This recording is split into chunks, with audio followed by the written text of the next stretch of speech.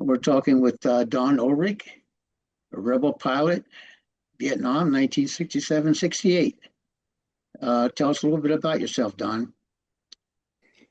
Well, I was born in Pawnee City, Nebraska, March of 1947. I was raised on a farm, went to a small high school, graduated in 1965, and our graduating class had 21 people in it. We were one of the largest recent classes to graduate there. Uh, after when we were growing up, we were somewhat poor. Uh, I always wished that we had more money so I could get a lot of the stuff that other kids had. It seemed like that we never had any money. We got electricity in our house when I was 5 years old. We never did have running water the whole time I lived at home. And later, after I started making a little more money, I had to put in my parents' house. Uh, After graduation, uh, I just kind of didn't know what to do. First, I enrolled in University of Nebraska. Then I decided I didn't want to do that, which was a good thing because I'm sure I would have flunked out. I worked on construction and drove a delivery truck. Uh, then I got my draft notice, and I knew what was coming, so I started shopping around. And I had an uncle that had been in the Navy and a cousin that currently was in the Navy, and I thought maybe I'd do that. So I went and saw a Navy recruiter, and they signed me up. And about 2 weeks later, without even taking a physical or anything, I got a notice from them that they had rejected me because of a knee that I hurt playing football. And I thought, oh shit. And I thought, well, Army's not going to take me either. And so I showed up to my pre-induction physical. There was about 5 or 6 of us from the county. They bussed us up to Omaha, and I had my letter from my doctor describing the injury on my knee. And after everybody had gone through, then they said, "Okay, all you slackers that have letters from your doctor, get in this line here." So I got in that line, and doctor was looking at the letters, and he twisted my leg a couple times, stamped is fit for induction. And I thought, oh shit, I'm gonna have to kind of uh, do some quick planning here. So that evening, we stayed in Omaha, us 5 guys, and we were in a coffee shop. And there was a drunk recruiting sergeant who was in there drinking coffee and sobering up and flirting with the waitress. And he could, of course, tell what was going on with us. And he asked us what was wrong. We told him, and he said, "Oh, there's so many opportunities in the Army. You can do anything you want." And he started listing a whole bunch of things that you could be in the Army. The Army would train you. And then he said, helicopter pilot. I said, really? I said, oh, I don't have any college education. You don't need it. Uncle Sam will teach you how to do it. So this sounds pretty good. So then I went and saw my recruiter and I signed up and I had to do a bunch of tests. They flew me to Des Moines, Iowa to go before a warrant officer review board. First time I'd ever flown in an airplane. And I passed everything. So I went into the Army and went through basic training at Fort Polk, Louisiana. Went on active duty May of 1966. And then after graduated there, I think 10 weeks later, went to Fort Walters, Texas. And I figured I had the hard part over with. Now was going to go to flight school. Well, I was certainly wrong because I went with 2 friends from basic. We walked up a hill there to report in. We noticed that there was guys all over the place doing push-ups and wondered what the deal was. And we got up there and they started yelling at us. And made us do push-ups, and I found out that it was going to be like that for about 9 more months.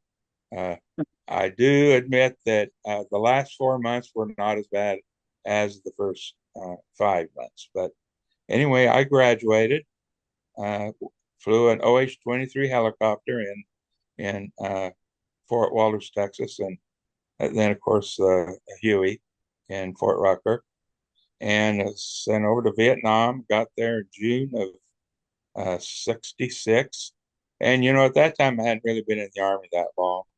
I really didn't know much about the Army. I'd been in about a year. I didn't know anything about the organization of the Army or anything. Anyway, we checked into the Long Bin Replacement Center, and I was there a couple of days. They post a list of people with assignments about twice a day, and I checked and checked, and I wasn't getting an assignment. And my friends were. Finally, after about 3 days, they posted my name up an assignment that said First Infantry Division. And I thought I wanted to fly helicopters. I didn't want to be in the infantry. But then some guys with more experience assured me that First Infantry Division had helicopters too. So uh, that day, they announced on the loudspeaker, warrant officer so and so, go down the helipad. Your unit is here to pick you up. Warrant officer so and so, go down the helipad. And they said, Warrant Officer Ulrich, report to the orderly room. Your deuce and a half is here to pick you up. So I got in a deuce and a half along with about 4 or 5 other guys, and there was an old grizzled corporal or sergeant. They had a M60 machine gun mounted up above the cab of the deuce and a half, and he was straight out of the movies, leaning over it with a cigar, chewing a cigar.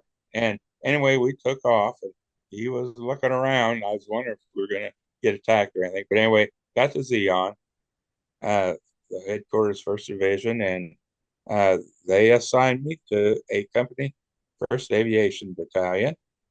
And so the unit came and picked me up in a helicopter, which was great. Uh, and so I got there, and right off the bat, they assigned me to the gunship platoon, the Rebels gunship platoon. They said that the company commander told me they were short of people in the platoon. They had some that were leaving just in the next few days, and they needed me there. So normally the rebels would let their pilots get a few months of experience in the flight platoons before they went to the rebels. But I went directly there, and the first they took me out and checked me out on all the gun systems, the miniguns and the 40 millimeter, and then of course the rockets. However, is the Peter Pilot, co-pilot initially didn't really fire the rockets, although they could be fired from the left seat, which the gunship, the aircraft commander always sat on the right, and the co-pilot or pilot sat on the left. Checked out the 40 millimeter miniguns, uh, and then they signed off on me on all that stuff, so I was ready to go, and I was put on standby that night, and we were called up. It wasn't actually a scramble. They told us that there was a mission to pick up some troops who had been compromised, some LRPs that had been compromised. And Captain Mancuso was my aircraft commander when I went on that. We were flying Wingship, first mission I'd ever been on. And he did a real good job of explaining to me what LRP team was. Anyway, one of the slicks was going to actually make the extraction. We got on site. It was just as dusk, just starting to turn dark, and the slick went in to pick up the LRPs. Usually there's about 4 to 5 in a team, and they started taking fire right away. I could see the tracers, and so we returned fire, and my God, I heard that machine gun, the M60 machine gun or helicopter opened up, and I couldn't believe how loud it was. When I'd gone out on the to get checked out, we didn't have a door gunner with us or anything, and I could not believe the noise of that M60 machine. And I also couldn't believe how he seemed to be real know what he was doing. Uh, there's a helicopter down on the ground picking up uh, the the lurps. He had to be awful careful so he didn't shoot that helicopter. And so, as soon as we started shooting, they started shooting at us also. And the slick didn't spend much time on the ground. He got out of there. We followed him out. And so then we came around to make a few gun runs since we knew there was uh, enemy soldiers there. And I got to shoot the miniguns at enemy troops right off the bat, first mission, and all them tracers. We started shooting, and then they stopped shooting at us. Uh, uh, but we knew where they were, and we just kept shooting. We made about 3 passes on them, and oh, it was exciting. What Just did you think the first time you saw the tracers coming up at you? I thought, wow. To be honest, I wasn't scared at all. I was excited, uh, thinking how exciting combat is, and Yeah. quite nobody got shot in our helicopter or anything. Tracers all missed us, and going back, I was as we were flying back, probably 45-minute flight to Fuloy, and I was thinking how wonderful this is going to be this year. Uh, but I was worried that I wouldn't be able to know how to do things. Like, how did they know exactly where to shoot? There's so many things that just seem to be so hard to know that I wondered if I'd ever learn that stuff. And obviously, I did. As you spent more time there, we all learned that. So that was my first experience, first mission in a helicopter. Well, it's to be thrown into the rebels as your first experience in Nam. That must have been that Yeah, was, yeah. that was the It was max. wonderful. It was wonderful. Uh, and I kind of realized how fortunate I was to get right into the rebels. People told us there was Bob Lanier. He was another pilot, came in the same time I did, and they told us how usually you don't get into the rebels right away, but we did, and so I spent my whole 12 months in the rebels. Bob Lanier, who had come the same time I did, he got shot in the leg, the foot of the leg, on a mission up by Song Bay. So he got sent back home to Japan, I think, and then back home. But I spent the whole 12 months flying for the rebels. Did the rebel pilots have to go through the same initiation as the crew did? Yes, we did. We sure did. Couldn't wear the patch until you'd done that. And Right. it was I was really kind of scared leading up to it. I have to say that there was about maybe 4 of us. It's both pilots and enlisted crew that were getting initiated at the same Yeah. time, as probably 4 or 5 of us at that time. And fortunately, we didn't get dunked in a barrel because I was worried about that. Uh, and man, chewing on those peppers, they were hot. And then and and the next day they finally, were even hotter. yeah, yeah. And finally, they let us swallow them. And then we had a chug of beer. And I really wasn't an experienced uh, drinker at that time yet. That came later on in the tour. But I had a little trouble, but I did it. I chugged the whole can of beer all at once, and then it was Rebel. Yeah. Yep. When you're handed that patch, to me, that was a very proud day when It I was was. finally able to wear that patch. It really was. The whole time I was in the Rebels, I was proud. Uh, Yeah, and we were, in some ways we were maybe a little cocky. Uh, uh,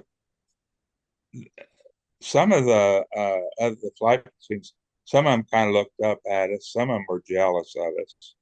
Uh, yeah, uh, and when we spent a lot of time living with the troops out at these places like Quan Loy and Song Bay and Like like and a yeah, Lockman. yeah, Yeah, right. We spent a lot of time, a lot of RONs, which is remain overnight.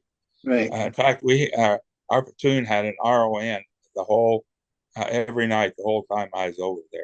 Yeah, Uh, with one of the fire teams. We always had two fire teams flyable, so half the time a person spent up there at night. First, it was like uh, one night at a time. Then they did it in 3 day hitches.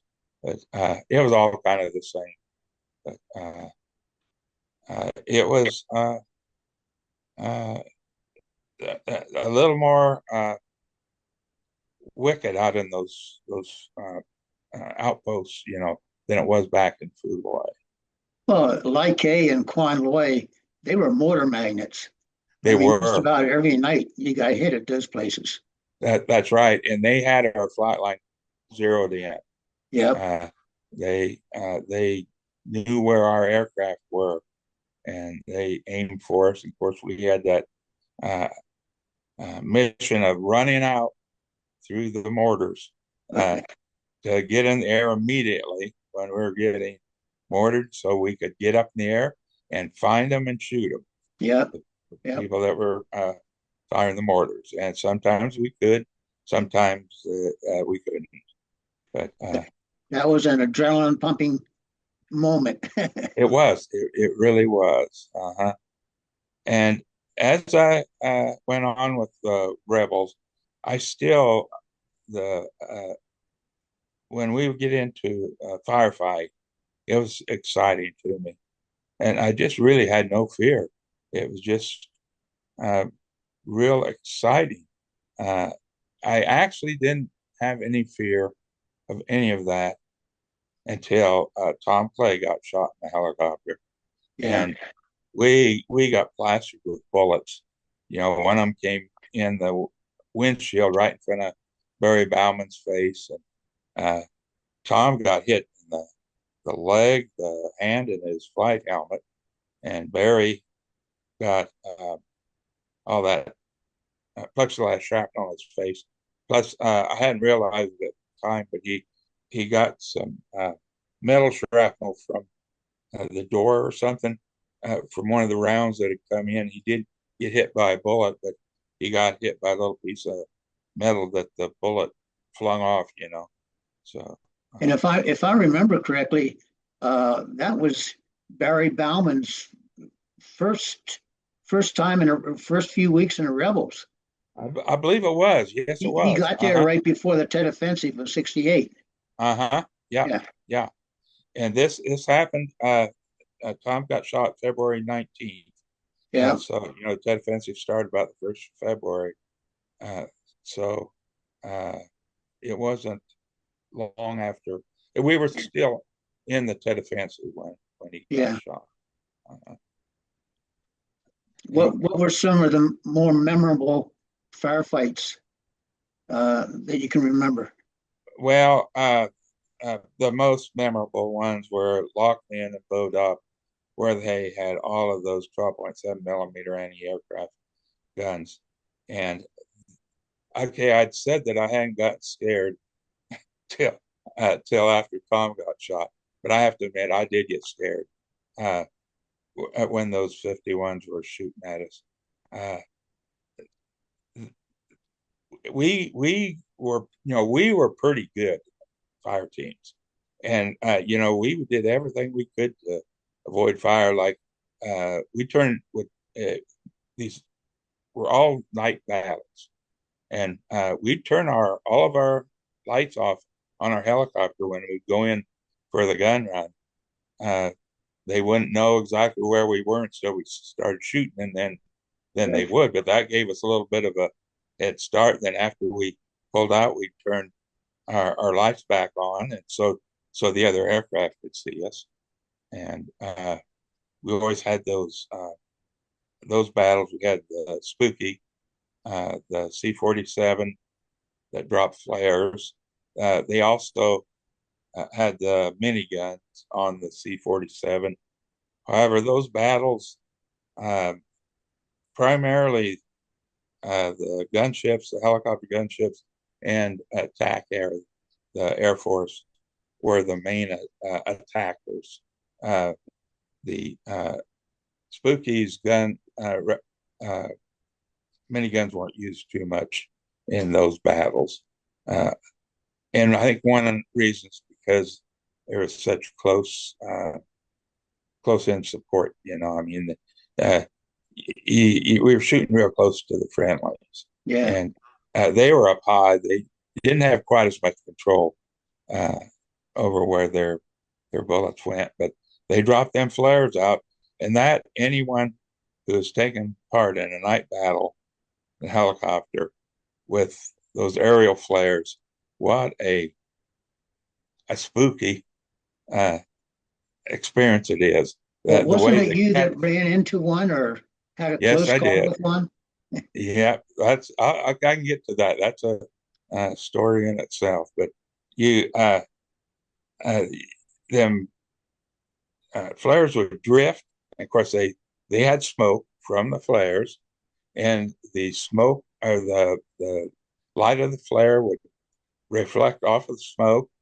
Anything that was in the middle, like a helicopter, the shadow of the helicopter would uh, be thrown onto the smoke, and everything was moving at the same time, and it was really easy to get vertigo.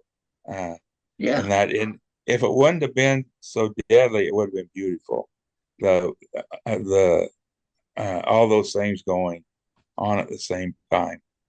But anyway, like the Loch Ness battles, they were October 31st, I believe they started. Uh, we were up there, I think, 4 nights, and then Bodop is like a month later. Uh, the end of November when they had this same thing as what they had at Loch Ness, and we were up there about the same amount of time. And then we also had some missions. Those were before Tet, and as we found out later, the purpose of those attacks was to try to draw forces out of Saigon, U.S. forces out of Saigon up to the north. We were right on the Cambodian border. Uh, they wanted us out of there for when they attacked Saigon during the Tet Offensive. Uh, we had a lot of missions over at Song Bay too. That was a pretty bad place. There was special forces camp there. And I remember one night we we shot for them as we came out of our RON at Quanloy. We're a lot closer there than from Fuloy, and we shot for them. And the weather was getting pretty scorched, really closing in.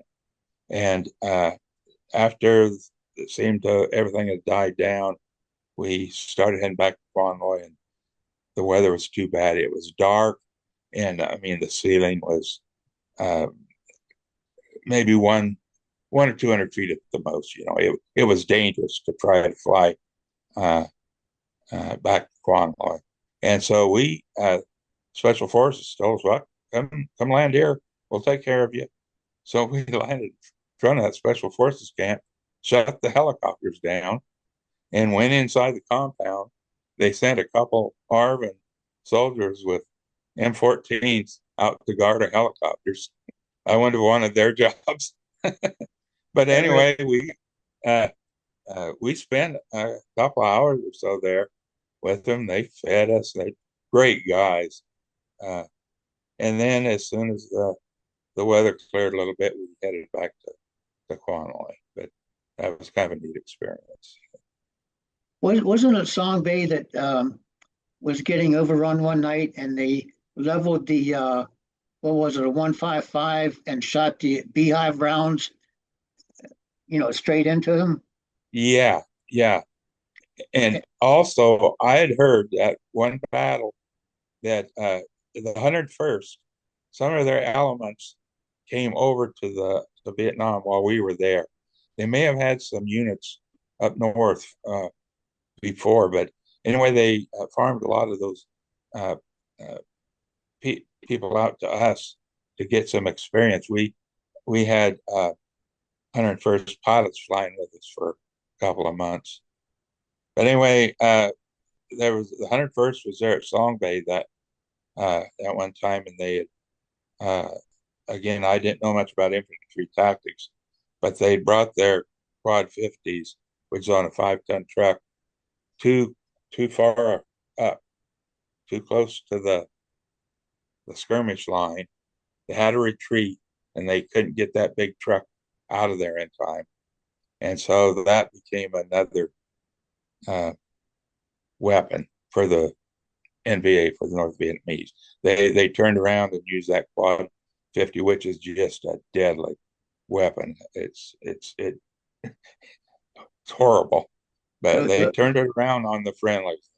yeah, those tracers are the size of golf Oh, balls or tennis they're balls. bigger. Yeah, Yeah, they actually uh, they're at Loch Ness. They lit up the inside of our cockpit. I yeah. don't see how we got kept from getting shot down. I really don't. We only took, I think, took a couple hits was all, but I just don't see how we. But I tell you what, we were uh, we were good. We really were. We were skilled in how we approached our missions. We were good at doing everything we could to evade the enemy. So Well, I relate to the quad 50 or 12 sevens. Um, uh, with how great our pilots were. Uh, I remember I think it might have been the first night at Song Bay when they opened up on us, or boat up maybe, with the quad 12.7s. And we had tracers coming up on both sides above us and both sides below us. And the pilots, the only choice you had was to fly straight into it. You yeah, couldn't go yeah, right, left, up, or down. And to me, that took so much guts. Um, that was our job. Uh-huh. yeah, that was Our job was to attack, not to run away, you know. right. And We didn't. and sometimes I scared shitless, but I did it. It was Yeah. yeah, it was our Well, job. We knew when that that stuff happens, you don't have time to get scared. You just kind of go into automatic you know mode, I and kind then of had after you get time. back to the base camp and you sit down and think about it, like, oh shit, how did I Yeah, survive that? You know? but that is true that you just kind of automatically did it. You Yeah. got so used to doing it that you did it, and especially uh, like when you were covering dust offs, that was one of the more dangerous missions because when that dust off is going in to pick up wounded, there's a reason why they got wounded, Yeah. and so uh, it was probably half the time you go in, the dust off go in, you take fire, and I really admired those dust off pilots. They had some big balls. Yeah.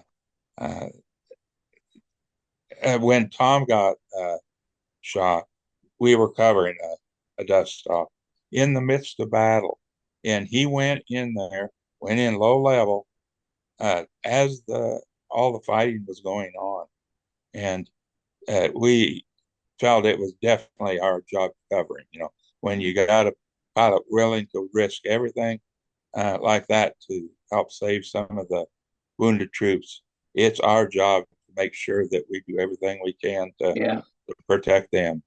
And I think we sometimes stuck our necks out more on the covering the dust offs uh, uh, than other missions. However, I remember this is at Song Bay that one time, and this is the time Gary Young has talked about that.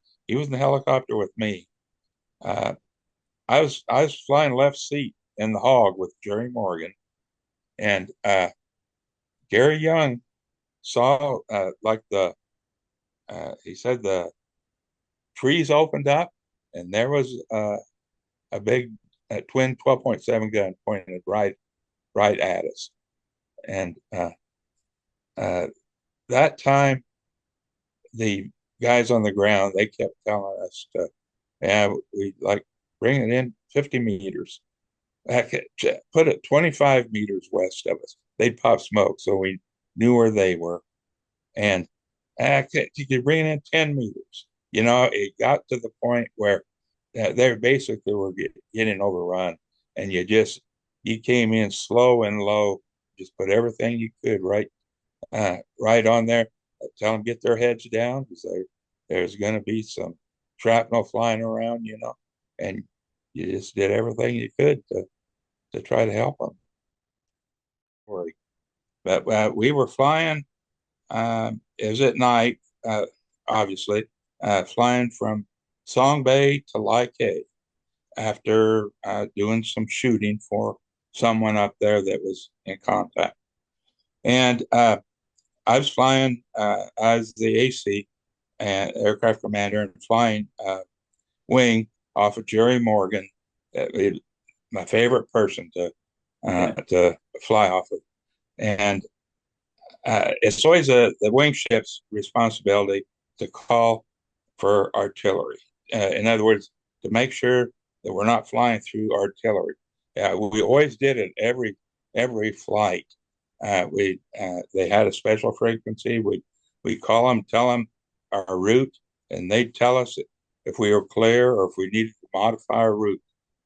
Well, I called, and he said that the battery 155 artillery was firing flare rounds. Basically, it was right where we were going.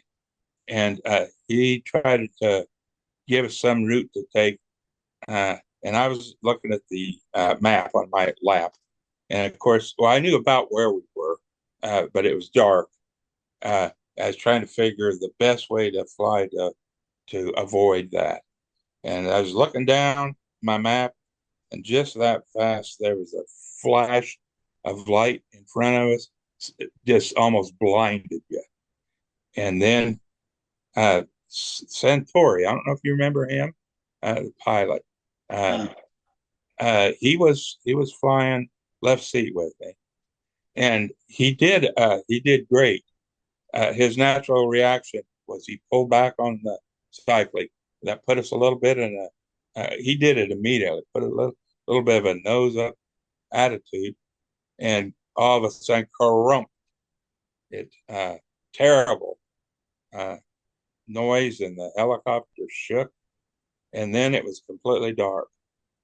And of course, your pupils and eyes had constricted when it got so bright, you couldn't hardly see anything then uh, later. And we just kind of looked at each other. We realized we were still alive, we were still flying.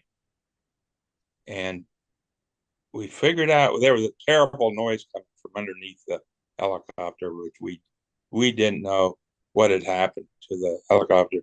So we did a little scrutinizing, and we figured out that flare, the parachute had hooked on the right bottom door hinge of our helicopter, the pilot's door hinge. And I reached around to try to unhook it. I reached through my window, and I could not reach it. It just was unreachable. And we slowed way down, and the crew chief, who I don't remember who it was, on the right side, he tried to kind of get out on the skib to unhook it. That didn't work either. And so the collision of the artillery round with the bottom of the helicopter evidently had knocked the fire out of the flare, and we were really lucky it did, because I think it would have generated enough heat flying uh, that low or that close to us underneath us that it probably we would have needed to try to get on the ground immediately. Uh, uh, Risk of catching on fire. That But was probably white phosphorus, wasn't it? yeah, yeah, it was. That would have burned Yeah, right through. yeah, yeah. Yeah. It. We were really fortunate that the impact knocked the fire out of the flare. Uh, and so we flew back to Like with that thing. I slowed down. The thing was banging underneath. After this was over, I thought to myself, we have those door jettison handles. All you have to do is break the safety wire, and you can jettison the pilot's door. Yeah. I hope I would have remembered to do that before we would have went down in a fire. But it didn't occur to me at that time. Uh, that we flew all the way back like hey with that thing banging underneath. Of course, if you jettison pilot's door, you're also taking a big risk of that door hitting the tail rotor. I mean, uh, anytime you jettison a part of the helicopter, that's very risky. So we were better off just letting that thing hang down and bang the helicopter. And we got to like and crawled underneath. And man, that it was heavy. It probably weighed 50, 60 pounds uh, and hooked it. And the bottom of the helicopter was all beat, had a lot of dents in it. I don't think it did anything that was critical to flight, but it was quite an experience. And then come to find out, I was telling that story at one of our reunions, and Gary Pennington was there, and he said, that I remember that happened on a flight I was on. I said, well, then that was the same flight because Yeah. it didn't happen twice to the Yeah. rebels. That was so. So Gary was on the aircraft when that happened, and then another kind of a unusual coincidence is that we had a tail rotor failure. It was like a fixed pitch failure. Uh, we were coming into Like to land to refuel and rearm, and Frank Belsky, I don't know if you remember him. He was another one of the pilots. He was flying left seat. We were making a right turn onto base, and he said, "Don, the pedals don't work." And I got on the controls and I thought, "What? I don't seem like there's anything wrong with them."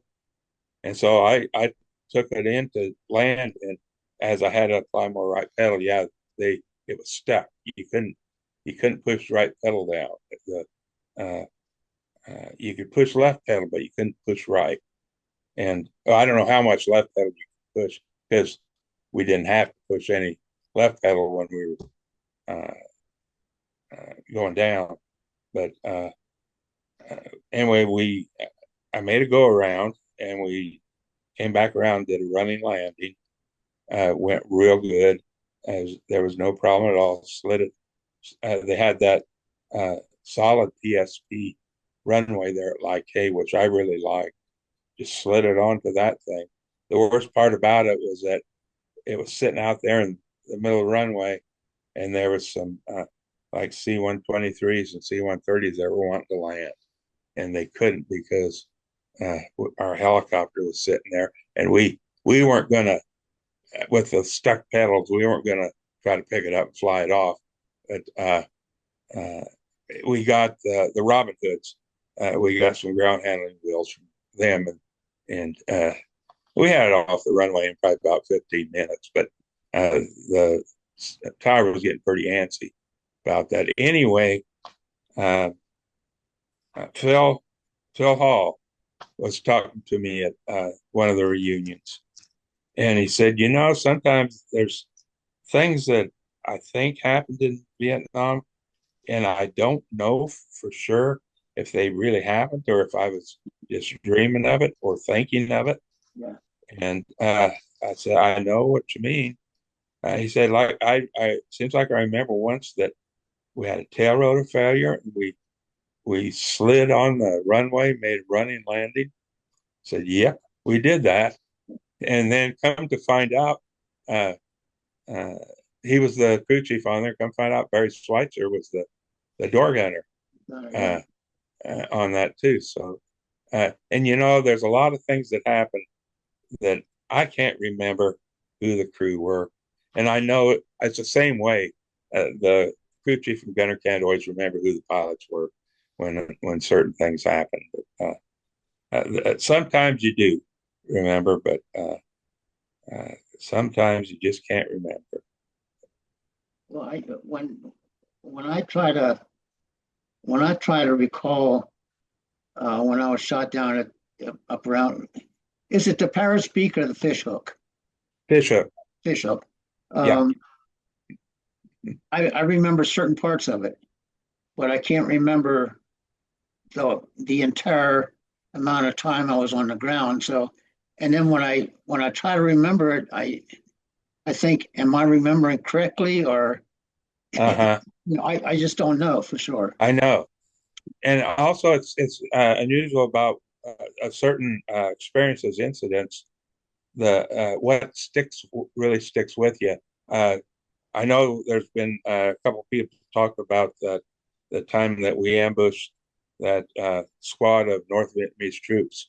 Uh, it was between Song Bay and Quan Loy on the Bloodhound mission uh, when uh, I was flying. I actually wing ship, but Jerry Morgan, as fire team leader, took the prerogative. We started always having a low ship following behind the Bloodhound. Right. The high ship had to navigate the Bloodhound since he's flying low level, and so we always had that low ship, and usually it'd be the wingman. But like I said, Jerry Morgan wanted to do it, and he was fire team leader, so he could do what he wanted. And anyway, all of a sudden they spotted this a whole bunch of NBA in uniform out in this open area. I mean, just unbelievable. Uh, and they made a circle, and I think they only used the door guns.